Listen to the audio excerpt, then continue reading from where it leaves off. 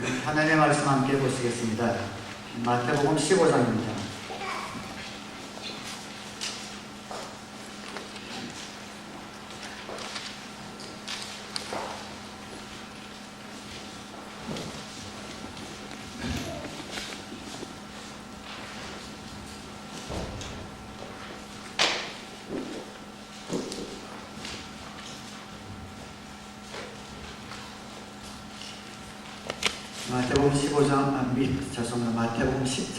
마태복음 10장 1절로 15절까지 제가 봉독해 드리겠습니다.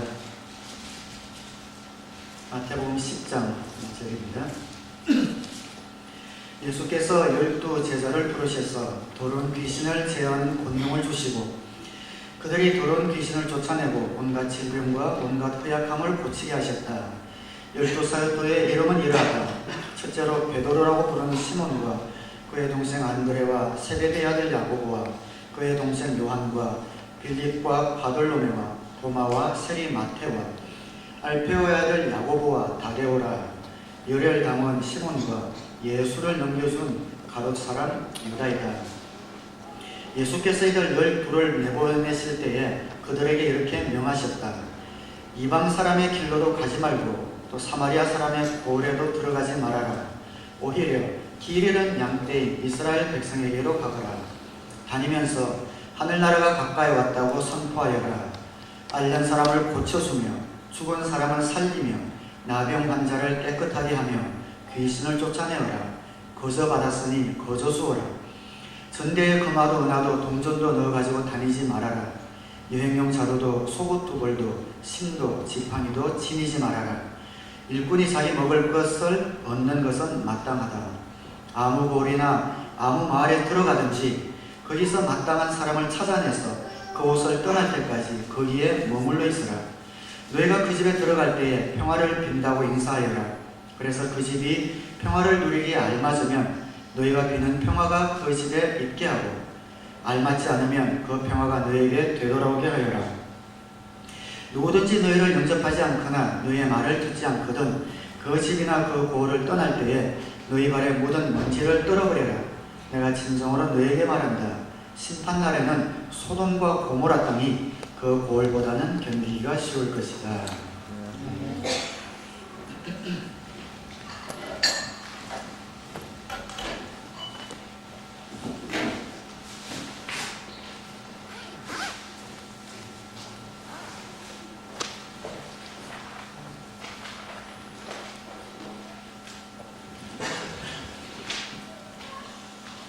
신앙생활 하면서도 각자 생활하는 모습들이 다 다양하고 다릅니다.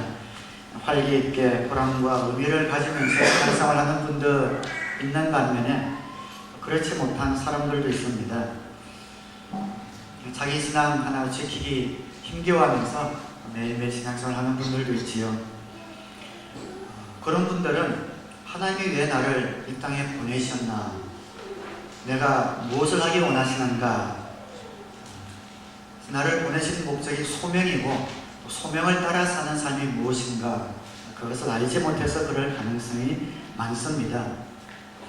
내 인생, 내 행복과 우리 가정의 어떤 기쁨, 그 추구에 내 목표를 세우고 나가니까 바쁘고 또 잘 나갈 때는 모르지만 좌절을 경험하고 또 자신이 없어질 때는 인생 전체에 걸쳐서 회의가 느껴지고 또 허무감을 느끼게 되는 겁니다. 우리는 우연히 태어난 존재가 아니라 하나님께서 사명을 위하여 이 땅에 보내주신 그런 인생들입니다. 그것을 바로 소명받았다 이렇게 이야기합니다. 하나님으로부터 받은 사명을 소명, 콜링이라고 부릅니다. 소명을 위하여 사는 사람의 삶에는 똑같이 물론 역경과 고난이 있지만 그 삶에서 기쁨과 보람이 떠나지 않습니다. 뭔가 보람 있는 가치 있는 삶을 살았다는 마지막 순간에도 후회하지 않는 그런 인생을 살게 됩니다. 예수님이 이 땅에 오셔서 특별한 목적을 가지고 12 사도를 불러 모으시는 그런 내용이 오늘 본문에 나오지요. 12 사도를 불러 모으셔서 그들에게 사명을 주시고 열두 사도는 소명을 가지고 살게 됩니다. 그래서 열두 사도를 불러 모으신 이 사건을 통해서 어떤 사람이 하나님께 부름을 받는, 소명받은 사람의 자격이 무엇인가, 또 소명받은 사람이 하는 일은 무엇이고 또 어떤 삶을 살아야 되는가에 대해서 말씀을 함께 보려고 합니다. 예수님이 12제자를 불러 모으셨는데 우리가 그 12제자를 특별히 사도라고 부르고 있죠. 특별히 12명을 뽑으시는데도 아마 이유가 있다고 생각합니다. 여러분도 아시다시피 이스라엘 백성은 12지파로 이루어져 있습니다. 그래서 이제 신약에 와서 12제자를 불러 모으시면서 새로운 이스라엘, 교회, 새로운 이스라엘을 시작하신다는 의미가 아마 가장 큰 것 같습니다. 12명이라는 숫자가 우리 가정교회를 해보니까 또 굉장히 신기한 그런 숫자 같습니다. 보통 우리 가정교회를 설명할 때 가정에서 8명에서 12명의 사람들이 모여 예배를 드리는 것으로 그렇게 설명을 합니다. 그래서 맥시멈을 거의 12명 정도로 잡고 있습니다. 가정교회 소그룹이 이상 12명을 넘어가는 순간부터 좀 나눔이 조금 느슨해지고 또 힘을 좀 덜 받게 되는 것을 느끼게 됩니다. 그래서 12명이 진정한 어떤 친밀한 관계를 가질 수 있는 맥시멈의 숫자가 아닌가 그런 생각이 듭니다. 주님께서 12명의 제자를 불러 모으셨는데 사도들의 명단이 쭉 나오죠. 첫째는 베드로다. 첫째라고 하는 것은 아마 모든 사도 중에서 베드로가 우두머리 노릇을 한 것은 분명한 것 같습니다. 12사도의 이름이 마태복음뿐 아니라 마가복음, 누가복음에도 나오는데 순서는 좀 다르지만 항상 베드로가 제일 먼저 나오고 있습니다. 근데 12명의 이름을 쭉 읽어보면 여러분들이 익숙한 이름도 있겠지만 이런 제자도 있었나 싶을 정도로 처음 들어보는 이런 이름도 아마 있을 겁니다. 세베대의 아들 야고보, 바글룸의 알페오의 아들 야고보, 특별히 열혈 담은 시몬이라든지 알페오의 아들 야고보 같은 야고보와 다데오, 열혈 담은 시몬, 이런 사람들은 이 명단 빼고는 성경에도 다른 데서도 등장하지 않습니다. 어떤 문헌에 전술로 남아있는 기록에는 어떻게 순교당했다 정도는 남아있지만 무슨 일을 어떻게 했는지 사역도 삶도 사실 나오고 있지는 않습니다. 다른 성경에 한 번 정도 이름이 등장하긴 하지만 거의 나오지 않는 이런 사람들입니다. 왜 이런 사람들이 여기 예수님의 12제자 명단에 들어있고 이분들은 다른 제자들에 비해서 보면 전혀 의미 없는, 어떻게 보면 큰 일을 하지 못한 그런 사람이 아닐까 싶습니다만, 그러나 주님께서 12명을 불러 모으실 때는 주님의 지혜로 또 주님의 어떤 섭리 가운데 그들을 불러 모으셨기 때문에 물론 예수님을 배반한 가룟 유다를 빼고는 한 명도 필요 없는 그런 제자가 없었을 거라고 생각합니다. 하나님께서 이런 12제자를 불러 모으셨을 때 그런 뜻이 아마 있었을 것 같아요. 한번 따라서 해주시기 바랍니다. 하나님은 평범한 사람에게 소명을 주신다. 장렬하게 순교를 했든지 아니면 어디에 기록도 남아있지 않아서 무슨 일을 했는지 모르지만 이들이 자기들의 속한 곳에서 아마 꼭 필요한 그런 일들을 소명을 이루고 아마 주님께 부름을 받았을 것입니다. 하나님께서 우리에게 소명을 주실 때는 두 가지 같아요. 모든 사람들이 볼 수 있도록, 느낄 수 있도록 그런 일들을 주셔서 그런 일을 통해서 하나님의 하시는 일들을 보여주시기도 하지만 또 더 많은 경우에는 전혀 인간의 사람들의 눈에 보이지 않지만 꼭 필요한 일들을 할 수 있는 그런 일들로 하나님의 사람들을 부르시기도 합니다. 인간에게 인정받지 못해도 하나님에게는 인정받을 수 있다는 것을 우리는 압니다. 비록 역사에 남길 만한 일을 하지 못했다고 해서 그들이 쓸모없는 그런 사람이 아니라는 것이죠. 하나님의 경륜에 있어서 필요 없는 사람은 없습니다. 하나님께서 저와 여러분들을 불러주셨을 때는 다른 사람들이 보기에 업적을 남길 만한 그런 일들을 통해서 소명을 이루기도 하시고, 또 어떤 경우에는 전혀 보이지 않지만 꼭 필요한 일들을 하기도 하십니다. 많은 교회에서 세상적인 가치관이 들어와서 마치 눈으로 보이는 큰 일들만 하나님의 일처럼 생각되어지는, 그래서 잘못 방향을 잡는 것도 보기도 합니다. 고린도전서 12장 12절에 보면 몸은 하나이지만 많은 지체가 있고 몸의 지체는 많지만 그들이 모두 한 몸이듯이 그리스도도 그러하십니다. 한 몸 안에 많은 지체가, 그 모든 지체가 쓸모있는 지체라는 것이죠. 22절에 보면 그뿐만 아니라 몸의 지체 가운데서 비교적 더 약하게 보이는 지체들이 오히려 더 요긴합니다. 사람들의 기억에 남지 않고 인정을 받지 못하는 사역이 하나님에게는 더 중요할 수도 있다라는 것을 시사해주고 있습니다. 우리가 주님의 사역을 할 때 이것을 기억하여야 합니다. 눈에 띄는 가시적인 결과가 있는가 없는가, 사람들에게 인정을 받는가 받지 못하는가, 이것을 생각하지 말고 무엇을 생각하고 무슨 질문을 던져야 되는가, 주님의 필요가 어디에 있는가, 이 질문을 던져야 합니다. 어떤 일들이 주님 보시기에 좀 더 멋진 일일까가 아니라 주님의 필요가 어디 있을까, 그것이 우리의 질문이 되어야 합니다. 굉장히 중요한 출발입니다. 사명을 받았다라고 하는 많은 분들을 보면 그 출발이 자신에게 두는 분들이 많이 있습니다. 예를 들어서 신학교를 가는 분이 있다고 생각한다면 당신은 왜 신학교를 가려고 합니까? 물어보면 많은 분들이 저는 주님의 일을 할 때가 제일 재미있어요. 교회 일 이렇게 하는 것으로는 성에 차지 않아요. 정말 신학교 와서 좀 더 큰 어떤 주님의 일을 하고 싶어요. 그 마음은 알겠는데 출발이 자기입니다. 내가 뭔가를 해보고 싶은, 내가 뭔가를 더 해보고 싶은 그 시작점이 자기에게 있을 때 출발이 잘못되었다는 겁니다. 소명은 언제나 주님의 필요에서 시작됩니다. 하나님의 필요는 그래서 반드시 목회자나 선교사를 통해서만 채워지는 것은 아닙니다. 목회자가 되느냐 아니냐와 상관없이 하나님의 필요가 있느냐 없느냐, 그것을 보아서 그 필요를 채우는 사람이 소명자입니다. 여러분들이 교회에서 또 직장에서 가정에서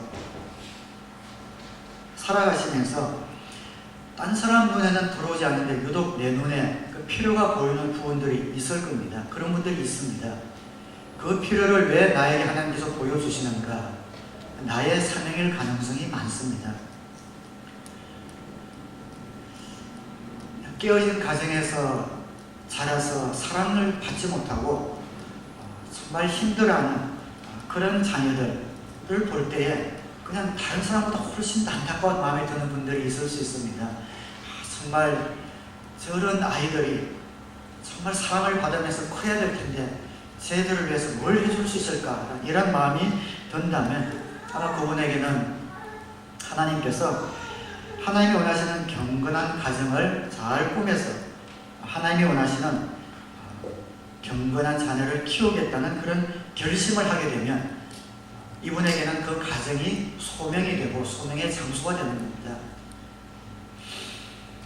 특별히 사업을 하는 분들 가운데는 사업하는 사람들을 볼 때에 정말 자신의 이익을 위해서 쉽게 거짓말하고 또 속이고 또 다른 사람을 밟아 일어서고 하는 것들을 볼 때에 마음 가운데 좀 분개한 이런 생각이 들면서 정말 바르게 사업을 해야 될 텐데, 이런 마음이 강하게 드는 분들이 있다면 사업이 그분에게는 소명이 됩니다. 나는 모든 부정, 모든 이런 잘못된 것들을 정말 딱 끊어내고 하나님이 원하시는 방법, 하나님의 뜻대로 사업을 해서 하나님의 뜻대로 했더니 이렇게 됐다라는 것을 보여주고 싶은 이런 소원 가운데 사업을 하게 되면 그분에게는 사업이 소명이 되는 겁니다. 크리스찬 비즈니스 사업가가 되어서 많은 사람들에게 하나님의 뜻대로 했더니 어떠한 영향을 미칠 수 있는가를 보여주는 사업가가 되는 것이죠. 소외받는 노인들이 불쌍하게 여기지고 그분들을 위해서 무엇을 해줄까 그런 마음들이 드는 분들이 있을 겁니다. 그런 분들은 그분들을 돕는 그런 마음과 사역이 그분에게는 소명이 됩니다. 여러분들 눈에, 여러분들 마음 가운데 필요가 있을 때, 그 필요가 느껴질 때, 그 필요가 나의 소명일 가능성이 많습니다. 저도 목회를 하고 있지만 모르겠지만 저도 목회를 하는 가운데 계속 최근 몇 년 가운데 어떤 한 부분을 볼 때 계속 마음 가운데 안타깝고 막 뭔가를 이렇게 해야 될 것 같은 이런 부분들이 좀 두드러지게 나타나는 부분들이 있습니다. 아직은 그것을 가지고 기도하고 있지만 혹시 목회하다가 하나님께서 그쪽에 저에게 또 일을 하시러 소명을 주시는 것이 아닌가 저도 기도하고 있는 부분이 있지만 여러분들 살아가면서 가정이나 직장이나 학교나 교회나 어느 부분에서든지 내 마음 가운데 하나님의 특별히 필요를 보게 하실 때 그것이 나의 소명일 가능성이 많다는 것이죠. 핵심은 뭔가? 출발이 내가 아니라 하나님의 필요에서 시작되는 겁니다. 이렇게 소명을 받는 사람들의 자격은 바로 소명받은 사람의 자격은 하나님의 필요가 보이는 사람 그리고 필요에 의해서 내가 응답하는 사람이 바로 소명받는 소명자로서의 삶을 사는 그런 자격이 됩니다. 그럼 두 번째 질문이 있을 겁니다. 내가 소명을 받았는데 그럼 이 일을 할 수 있는 능력이 내게 있는가 이런 생각이 들 겁니다. 한번 따라 하시겠습니다. 소명받은 사람에게는 능력도 주신다. 소명받은 사람에게는 능력도 주신다. 능력 부분은 우리가 걱정할 필요가 없습니다. 소명을 하나님께서 주실 때는 반드시 그 소명을 감당할 능력을 주십니다. 본문 13, 1절에 보면 예수께서 12제자를 불러주셨죠. 소명을 주셨죠. 불러주실 때는 더러운 귀신을 제어하는 권능을 주시고 그들이 더러운 귀신을 쫓아내고 온갖 질병과 온갖 허약함을 고치게 하셨다. 능력을 부여해 주십니다. 세상에 위대한 사람들이 많이 태어났고 또 많은 추종자들을 불러 모았죠. 근데 그런 분들을 보면 좋은 교훈을 가르치고 자신의 능력을 어떻게 하면 그런 능력을 가지고 살 수 있는지 가르쳐 줄 수는 있었지만 자신의 능력을 직접 전수해 준 사람은 없습니다.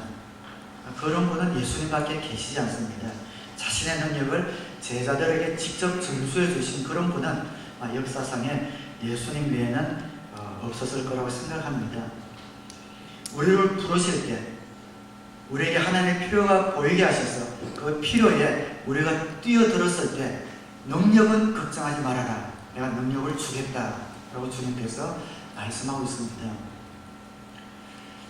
그럼 나중에 여러분들이 이제 목녀가 되시면 하나님을 경험하는 삶을 공부하게 될 겁니다. 거기에 그런 말들 나오죠. 어차피 하나님의 소명, 그 소명은 우리 크기가 아니라 하나님 크기의 일이다. 아니 우리 능력으로는 할 수 없는 거라고 이야기를 하고 있습니다. 그 책을 쓰신 블랙하게 목사님은 우리 힘으로 할 수 있는 것은 소명이 아니다라고까지 이야기를 하고 있습니다. 그래서 하나님의 소명은 아니 우리 힘으로 할 수 없다라는 데서 출발을 하는 겁니다. 우리 힘으로 할 수 없으니까 주님께서 능력을 주실 수밖에 없습니다. 그런데 소명이 우리에게 올 때에 내가 이것을 어떻게 할 수 있을까? 능력이 있을까? 생각도 하지 말라는 것이죠.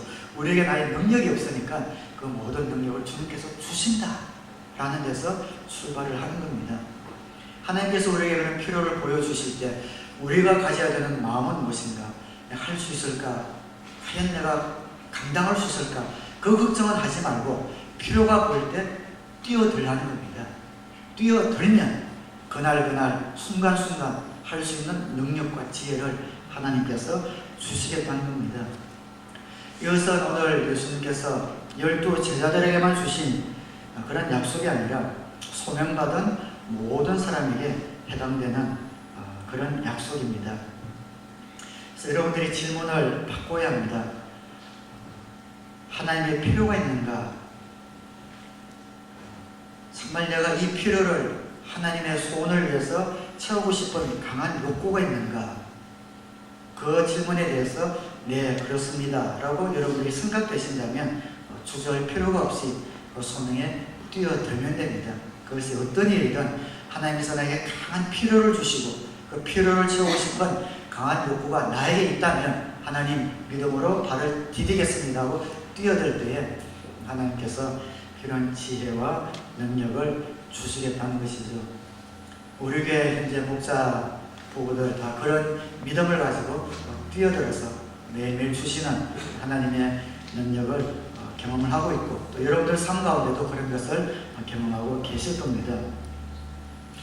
이렇게 소명받은 사람의 삶은 어떤 삶인가? 예수님께서 사도들을 선택하신 뒤에 2명씩 짝을 지어 전도를 내보내시게 됩니다. 그래서 제자들에게 주신 이런 명령을 통해서 우리는 소명받은 사람의 삶에 관하여 몇 가지 사실을 깨닫게 됩니다. 한번 따라하시겠습니다. 하나님의 계획을 따라 산다. 하나님의 계획을 따라 산다. 5절에 보면 예수께서 이들 12를 내보내실 때에 그들에게 이렇게 명하셨다. 이방 사람의 길로도 가지 말고 또 사마리아 사람의 고을에도 들어가지 말아라. 한마디로 하면 갈릴리에 있는 유대인에게 집중하라라는 그런 말씀입니다. 처음에 그들을 부르셔서 이방 사람의 길로도 가지 말고 사마리아에도 가지 말고 지금 그들이 있는 그 갈릴리 안에 있는 유대인들에게만 집중하라 이렇게 이야기를 하고 있습니다. 이 말씀을 우리가 처음 들으면 사실 이해가 되지 않습니다. 예수님이 이 땅에 오신 것은 복음을 모든 만방에 전하시기 위해서 오셨는데 모든 민족을 구원하시는 것이 하나님의 소원인데 그들에게 딴 데 가지 말고 여기 갈릴리 안에 유대인들에게만 복음을 전하라. 저는 그렇게 말씀을 하고 있는 것이죠. 그것이 바로 하나님의 계획입니다. 하나님께서 일을 하실 때는 언제나 하나님은 계획과 순서를 갖고 계십니다. 여기에 대해서 하나님은 그럼 왜 유대인들을 택하셨나? 하필 한국 사람을 택하시지 않으셨나? 그렇게 질문하는 분이 있지만 그 모든 것들은 하나님의 영역입니다. 어쨌든 하나님에게는 하나님의 계획이 있으시고 하나님의 타임 테이블이 있습니다. 그 하나님의 영역을 인정하고 우리는 이것에 순종할 뿐입니다. 갈릴리에서 유대인들에게만 복음을 전하라고 하면 갈릴리에서 유대인들에게만 복음을 전하는 겁니다. 그리고 하나님께서 또 말씀하시면 그 다음 길로 가는 것이죠. 소명받은 자의 삶의 자세는 무엇인가? 내 계획이 아니라 하나님의 뜻과 하나님의 계획을 따라 사는 겁니다.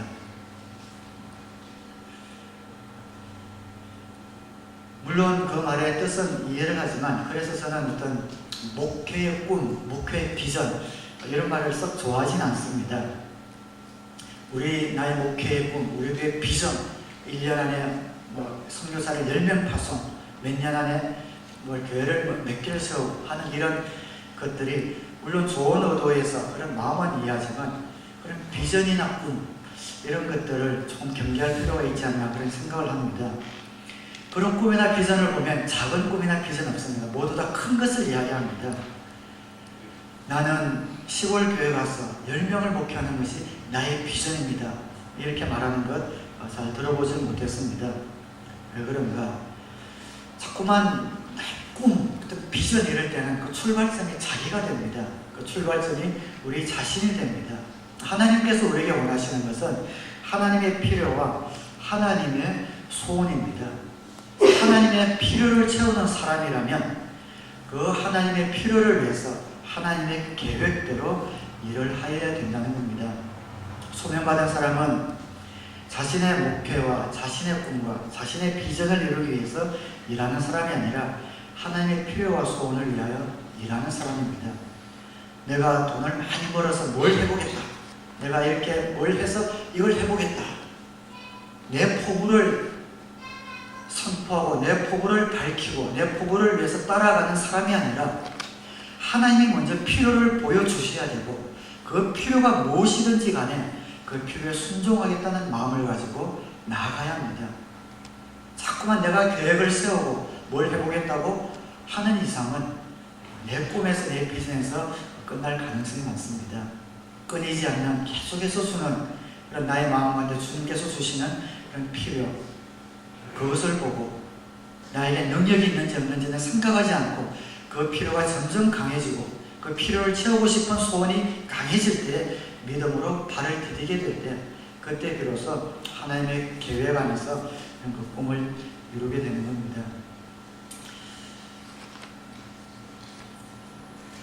우리 더사랑 목장 청년들 보면 또 특별히 어떤 청년들을 보면 하나님께서 어떤 예배자로 또 찬양 어떤 인도자 예배자로 찬양팀으로 하나님께서 부르신 것 같다 이런 분들이 이런 형제들이 좀 있는 것 같습니다. 근데 그런 필요들이 점점 강해지고 또 그쪽 길로 하나님께서 또 인도하시는 것을 또 봅니다.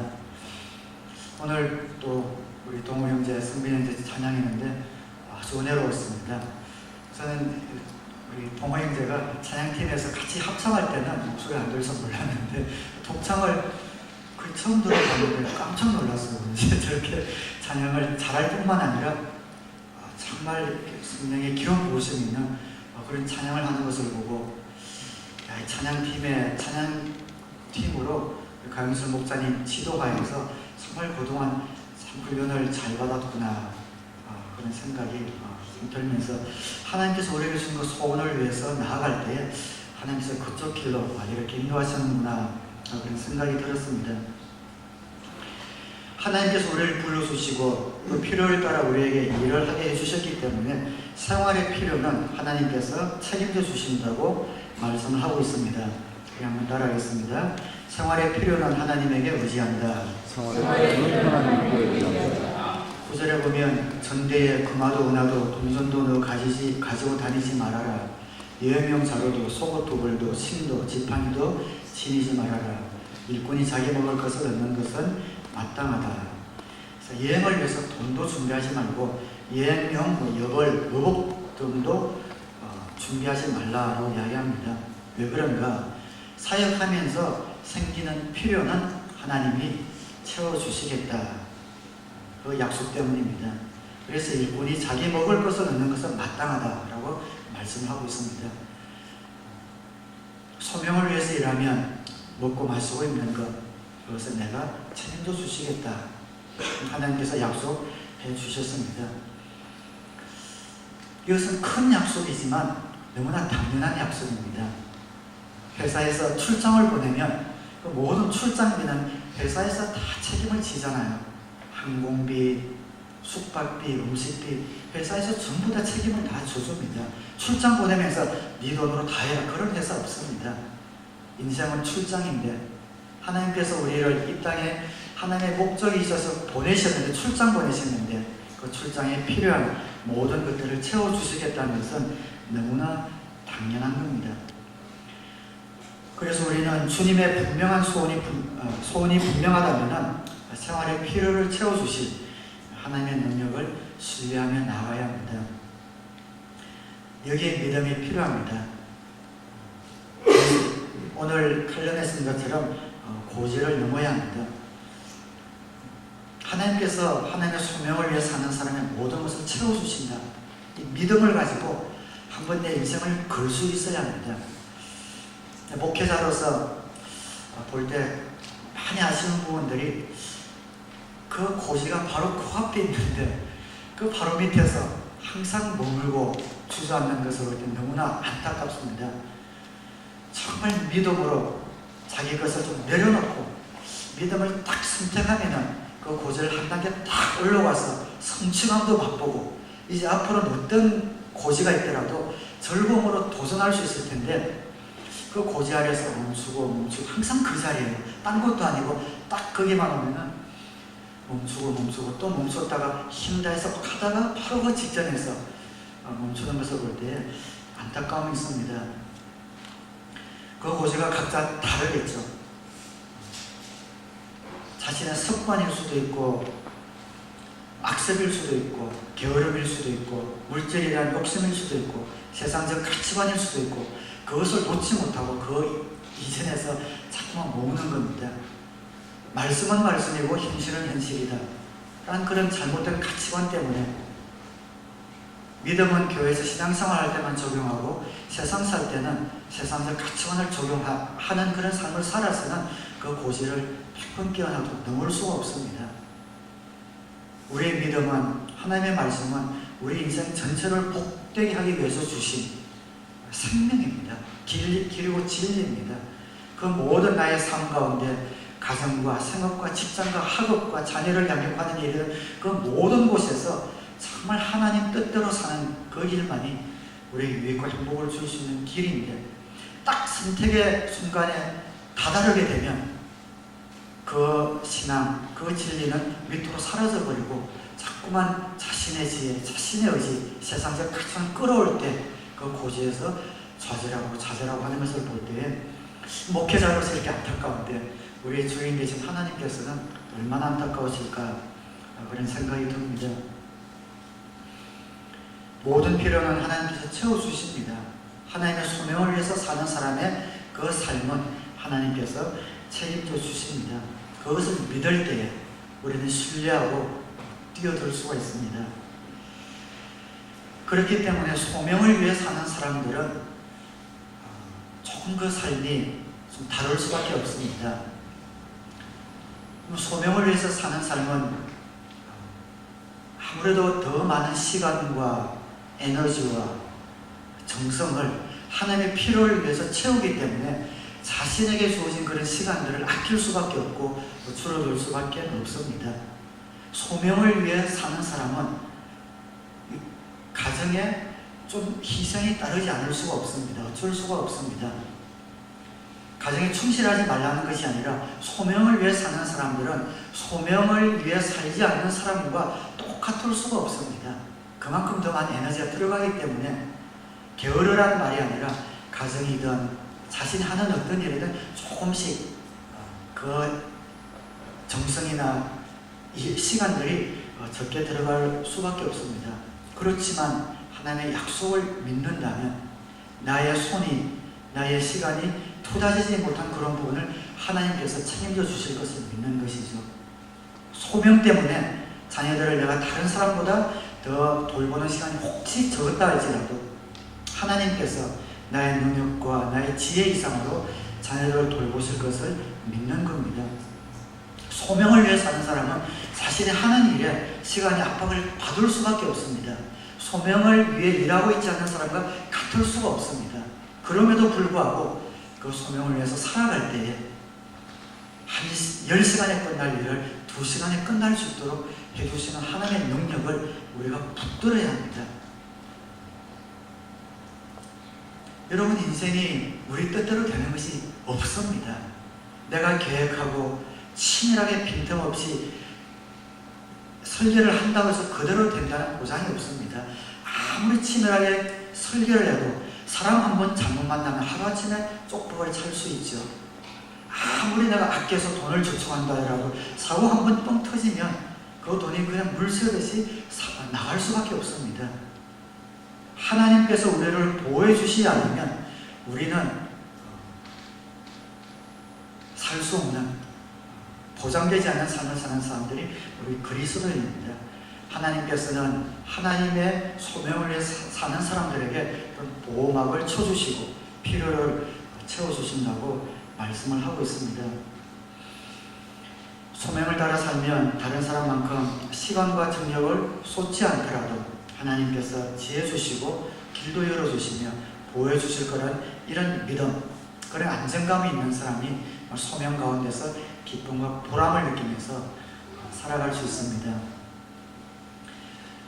저는 그래서 여러분이 소명을 위해서 살아가신다면 싱글인 분들은 아무래도 좀 더 편하겠죠.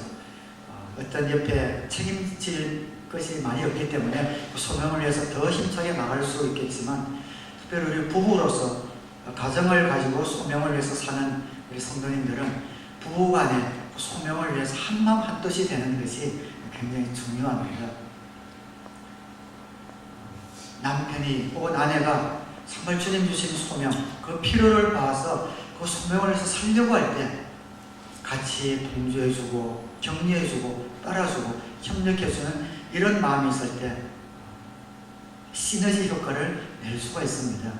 가끔 보면 다른 사람이 전혀 생각지도 못한 사람이 그런 소명을 방해하는 것이 아니라 어떨 때 보면 가장 가까운 사람들이 소명을 방해하는 것을 볼 때 마음이 아프기도 합니다. 정말 섬기고 싶어서 마음껏 나갈 때에 옆에서 그걸 뭘 그렇게 많이 해, 조금 자꾸만 제지를 하고 싫은 표정을 짓고 이러면은 퍽 차고 나가기 굉장히 힘이 듭니다. 눈치를 봐야 되고 그렇잖아요. 그래서 정말 부부라면은 우리 가정에 하나님께서 어떤 소명을 주셨는가, 그 소명이 공동의 소명이 되고 공동의 목표가 되어서 그 소명을 해서 사는, 그래서 내 남편이, 내 아내가, 혹은 우리 부모님이, 혹은 우리 자녀가 그 소명을 위해서 자신의 시간과 물질과 에너지를 아끼지 않을 때 그것이 존경스러워 보이고 정말 사랑스러워 보이면서 함께 따라가는 이러한 마음이 있을 때 놀라운 일들이 그 가정을 통해서 일어나게 됩니다. 여러분 가정에 여러분의 가족이, 부부가, 또 부모와 자녀가 소명을 완수하는 데 있어서 가장 아름다운 동력자가 되시기를 우리 주님의 이름으로 축원합니다. 생활의 필요는 하나님께 의지하며 나가는 겁니다. 소명받은 자의 삶은 어떠해야 하는가 따라하겠습니다. 긴박감을 갖고 산다. 어떤 마을에 도착하면 누구든지 너희를 영접하지 않거나 너희의 말을 듣지 않거든 그 집이나 그 고을을 떠날 때에 너희 발에 묻은 먼지를 떨어버리라. 어떤 말에 당도하면 합당한 집을 찾아서 한 집에 먼저 머물라고 말씀하셨죠. 그리고 그 집이 잘 맞아들이면 평화를 빌어주고 복음을 영접하지 않으면 발에 먼지를 떨어버리고 떠나버리라 라고 말씀하고 있습니다. 아주 긴박한 그런 말씀을 예수님이 하고 있습니다. 발에 먼지를 떨어버리라 이 말은 결별하라라는 그런 표현입니다. 그 마을이 복음을 받아들이지 않으면 그냥 결별하라. 예수님께서 굉장히 긴박함을 가지고 제자들에게 소명에 대한 자세를 말씀을 하고 있습니다. 지금 예수님은 그 짧은 3년간 정말 한 마을이라도 이 복음을 전하기 위해서 긴박감을 갖고 있습니다. 그런데 어느 집에 가서 불편하다, 어느 집에 가면 편하다 이렇게 생각할 여유가 없다는 겁니다. 한 집에 가서 그 집에 머물면서 그 마을에 복음을 전하고 복음을 받아들이지 않고 논쟁하려고 한다면 그게 매일 가서 논쟁하고 변명하고 병하고 그러지 말고 다른 마을로 그냥 떠나라는 겁니다. 긴박감을 가지고 소명을 완수할 것을 말씀하고 있습니다. 그래서 우리도 이 제자들처럼 소명을 받아서 주님의 일을 할 때는 이런 긴박감이 우리 가운데 있어야 합니다. 항상 우리에게 시간이 있는 것은 아니란 것이죠. 우리에게 항상 건강이 있는 것은 아니란 겁니다. 우리에게 지금 있는 물질이 항상 있으라는 보장도 없습니다. 그래서 주님께서 주시는 이 사명을 완수하기 위해서 항상 긴박감을 가지고 내가 건강할 때, 내가 평안할 때, 내가 시간이 있을 때 정말 긴박감을 가지고 그 소명을 완수하라는 그런 명령을 우리에게도 동일하게 주고 있습니다. 우리 교회도 마찬가지입니다. 우리 교회가 참 평안합니다. 전부 소명을 해서 사는 분들이 모여있기 때문에 하나님께서 행복을 맛보게 해주시고 또 역경과 어려움이 있지만 믿음으로 이겨내시는 이런 믿음의 사람들이 많이 있기 때문에 평안하고 또 성령 충만합니다. 그렇다고 우리 교회가 언제나 성령 충만하라는 법은 없지 않습니까? 그렇게 되지 않기를 바라지만 또 어떤 문제가 생겨서 성령 충만함이 떨어져서 사명, 소명 이런 거 생각도 못할 그런 일들을 혹시 다치지 말라는 법은 없습니다. 저도 마찬가지입니다. 제가 설교할 때 우리 교회 성도들은 아멘으로 너무나 잘 받아들이고 그 말씀 한마디 붙들고 한 말씀 붙들고 일주일 동안 살아가는 이런 모습들을 봅니다. 그렇지만 언제나 항상 내 말에 귀를 기울이라는 그런 또 보장은 없지 않습니까? 그래서 정말 평안할 때, 건강이 있을 때, 우리가 성령 충만할 때 이럴 때일수록 기회가 주어졌을 때 사명을 완수해야 한다는 긴박감 가운데서 저는 목표를 하고 여러분들도 목장에서 여러분의 사명을 완수를 해야 합니다. 그렇게 할 때에 영혼 구원하여 제자 만드는 교회의 본질적인 사명, 우리 교회에 주신 그런 사명을 완수할 수 있다고 생각합니다. 중요하지 않은 일에 정신을 쏟고 필요하지 않는 곳에 우리가 전부 다 관심을 다 가질 수는 없습니다. 주님의 복음을 전하는 것을 사명으로 알고 사는 사람들은 긴박감을 갖고 살아야 합니다. 나만한 일에 다 끼어들 그럴 시간이 사실은 없습니다. 남이 좋다고 하는 것 다 누려볼 시간 사실은 없습니다. 남이 다 알고 있는 그런 것도 다 알아야 될 그런 여유가 없을지도 모릅니다. 누가 나를 오해하면 찾아다니면서 다 변명할 시간 없습니다. 섭섭한 일 당하면 그때마다 주저앉아서 상처받았다고 난 아무것도 못한다고 그럴 시간 없습니다. 빈박감을 갖고 사는 사명자의 모습이 아닙니다. 누가 나에게 싫은 소리 한마디 하면 거기에 마음이 콕 박혀가지고 아무것도 못하는 그런 연약한 모습이었으면 안 됩니다. 누가 좋은 거 사고 유행을 따라서 집을 꾸미고 좋은 가전제품을 사면은 누구보다 더 먼저 그것들을 갖다가 사고 구입하고 누려볼 그럴 시간적 여유가 우리에게 없습니다. 소명자의 삶은 달라야 합니다. 필요 없다는 말이 아니라 그렇게 살지 말라는 말은 아니지만 우선순위가 정해져야 합니다. 여러분 언제까지 건강할 수 있으라는 보장이 없잖아요. 여러분이 언제까지 복음을 전할 기회가 있다는 그런 보장도 없습니다. 소명에 집중하여서 목표가 분명한 삶을 사는 사람들은 그래서 그 삶이 점점 간결해지고 간편해져야 합니다. 하나님 오늘 나를 부르시면 짐 하나, 보따리 하나 싸서 훌쩍 떠날 수 있는 그 정도로 점점 우리의 삶이 간편해져야 합니다. 갈수록 우리 삶 가운데 짐들이 늘어난다면 소명을 감당하기에 힘이 듭니다. 소명과 상관없는 것은 무시해야 합니다. 소명과 상관없는 것들은 줄여나가야 합니다. 소명에 방해가 되는 삶들은 피해야 합니다. 다 만나서 마음 맞춰주고 놀아줄 수 없습니다. 정말 줄여서 하나님이 나에게 보여주신 필요, 그 필요를 위해서 긴박감을 가지고 살아가셔서 하나님의 소원을 이루어드리는 정말 알찬 예수 그리스도의 제자가 다 되시기를 우리 주님의 이름으로 축원합니다. 마지막 소명자의 삶을 따라하겠습니다. 하나님의 보호가 따른다. 하나님의 보호가 따른다. 내가 진정으로 너에게 말한다. 심판날에는 소돔과 고모라 땅이 그 고을보다는 견디기가 쉬울 것이다. 이 말씀은 무슨 말씀이냐면 너희들을 거부하는 마을이 있다면 그 마을에 하나님께서 벌을 내리실 것이다. 차라리 소돔과 고모라 땅이 그 마을보다 더 견디기가 쉬울 것이다 라는 표현을 쓰면서까지 소명을 위해 사는 사람들의 보호를 하나님께서 약속해 주고 있습니다. 주님의 사역을 위해서 사는 사람들에게는 하나님의 보호가 따로 있다는 겁니다. 그 소명을 위해 사는 사람들을 괴롭히거나 박해하거나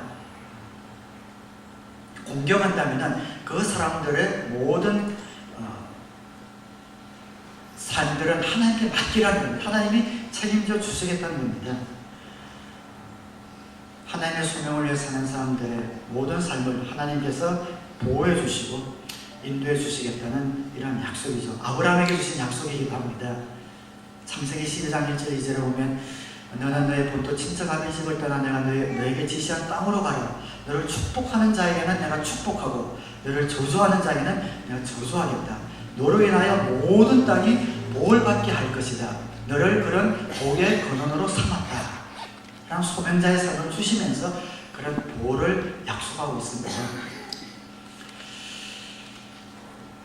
그래서 어떤 교회에서는 물론 어떤 목사님이 그렇게 표현하기도 합니다.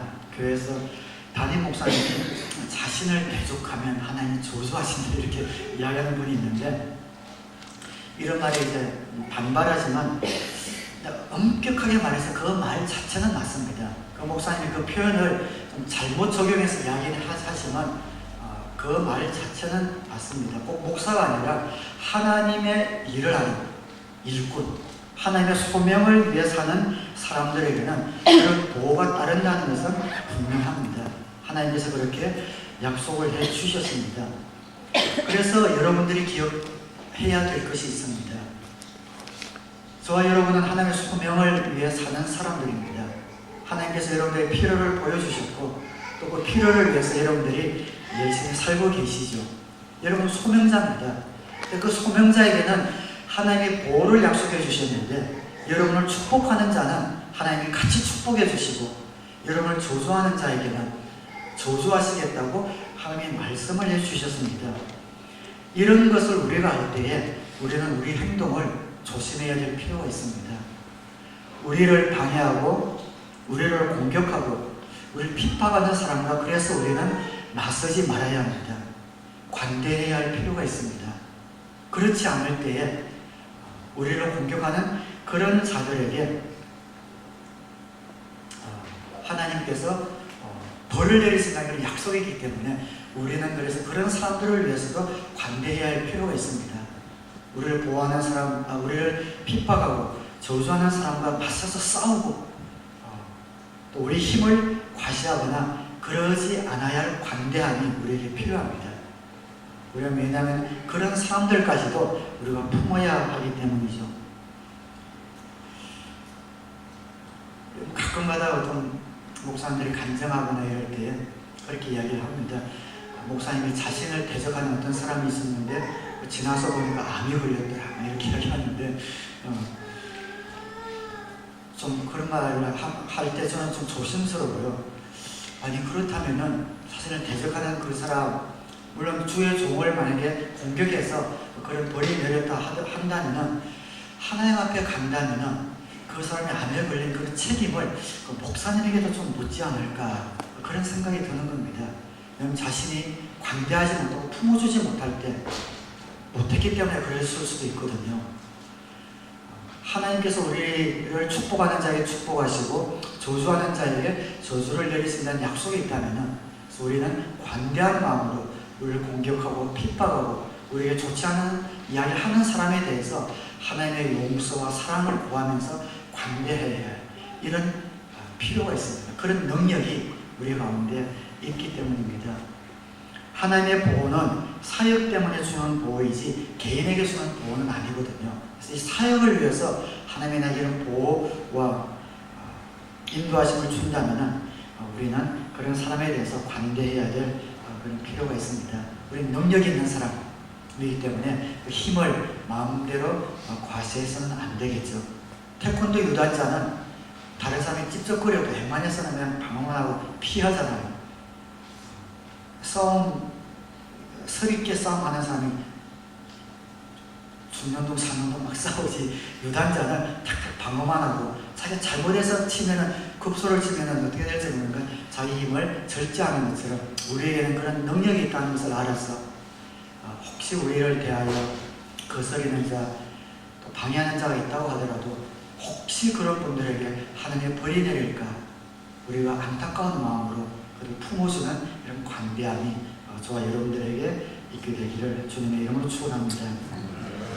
그래서 마지막으로 우리에게 중요한 것 한 가지만 말씀을 드리겠습니다. 하나님의 보호가 따른다는 말은 우리가 누리는 특권이 있다는 말이죠. 하나님의 보호가 있고 하나님의 능력이 우리 가운데 있기 때문에 하나님의 소명을 따라 사는 사람들에게는 반드시 특권이 있습니다. 우리가 복을 빌면 진정으로 복이 내리고 우리가 기도하면 응답이 온다는 겁니다. 우리 성도님들이 저에게 기도 제목을 부탁을 많이 합니다. 목회일지를 통해서도 하고 또 새해가 되면 새 기도 제목을 가지고 부탁합니다. 처음에는 그런 생각도 들었습니다. 신약시대 기도는 예수님 이름으로 누구나 할 수 있는 거기 때문에 자신이 그렇게 기도해도 되는데 왜 목사에게 기도 부탁을 꼭 해야 하는가 거기에 대해서 좀 깊이 생각해 본 적이 있습니다. 그런데 지금은 아주 기쁜 마음으로 간절하게 기도를 해줍니다. 우선 그래도 목사는 하나님의 소명을 위해 사는 사람이 분명합니다. 그래서 소명을 위해 사는 사람에게는 그런 사람이 기도할 때는 하나님께서 더 잘 들어주시는 복을 빌린 진정으로 복이 되게 하는 그런 특권이 있다라는 것을 알기 때문에 여러분들의 우리 기도 부탁을 하면은 정말 그 기도 응답되기 위해서 그렇게 기도를 합니다. 이건 비단 목사뿐만 아닙니다. 여러분도 마찬가지입니다. 여러분이 소명을 위해서 살고 계시다면 여러분에게도 그런 특권이 있습니다. 그래서 그런 특권들을 여러분들이 사용을 해야 합니다. 이웃을 위해 기도해주고 특별히 여러분의 자녀를 위해서 기도하여야 합니다. 부모님들은 자녀를 위해서 기도해야 될 특권이 있습니다. 능력이 있습니다. 소명받은 자의 삶 가운데 하나님이 그런 기도의 특권과 능력을 허락해 주셨기 때문에 기도하면 할수록 더 유익입니다. 많이 축복해 주시고 또 많이 자녀들을 위해서 빌어 주시기 바랍니다. 여러분이 목자, 목녀, 목보가 되신다면 정말 한 번이라도 더 많이 목장 식구들을 위해서 기도해 주시기 바랍니다. 소명을 위해 사는 사람들에게 하나님의 기도 응답의 특권과 능력을 허락해 주셨기 때문에 그것을 섞이는 것보다 더 안타까운 것은 없습니다. 정말 하루에 20분 이상씩 목장 식구들의 이름을 한 명 한 명 불려가면서 하나님의 복이 임하도록 기도하여야 합니다. 여러분 사역부장을 맡으셨던 교사를 맡으셨던 우리 교사도 소명을 위해서 사는 사람들이잖아요. 그 교사를 하고 있다면 자신이 가르치고 있는 학생들을 위해서 한 명 한 명 이름을 불러가며 기도해야 합니다. 우리 주일 찬양팀으로 서는 분들도 찬양의 소명을 받은 분들입니다. 찬양을 준비하면서 기도하시기 바랍니다. 하나님이 찬양을 통해서 모든 분들이 하나님이 임재하시는 경험할 수 있도록 인도해 주십시오. 그 기도의 능력이 있습니다. 여러분들이 어떤 소명을 받으시든지 그 소명을 받았다면 그 소명이 이루어지는 혜택을 받는 분들을 위해서 더 많이 기도하셔서 그 기도의 복을 누리는 그런 성도들이 우리 교회 가운데 넘쳐나게 되기를 주님의 이름으로 축원합니다. 소명자는 누구입니까? 하나님의 필요가 보이는 사람이 소명자입니다. 그럼 소명자에게는 하나님의 보호와 하나님의 능력이 따른다는 것을 꼭 기억하셔서 긴박감을 가지고 우리에게 주어진 짧은 인생 이 소명을 잘 이루겠다는 결심을 가지고 이번 한 주간 동안도 승리할 수 있게 되기를 주님의 이름으로 축원합니다. 기도하겠습니다.